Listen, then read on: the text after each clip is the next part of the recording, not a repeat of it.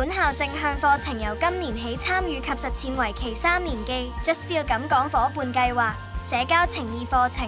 期望透過正向課嘅社交情誼課堂，令學生明白如何表達同理解自己同其他人嘅感受同需要。老師同時運用社交情誼工具，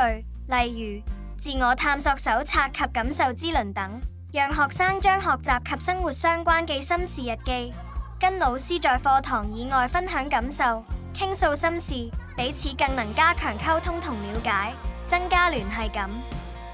家長同時可透過參與機構提供嘅線上家長講座同閱讀 Just Feel 感講家長通訊，認識同了解與子女溝通嘅有效方法，全方位關顧學生嘅身心靈健康。而本校正向課程同時加入正向主題學習日、堅毅日同團隊活動，增強學生抗逆力，培養學生團結友愛精神。希望冼次雲小學嘅學生都係擁有健康身心靈同同理心，善於表達同理解情緒嘅快樂孩子。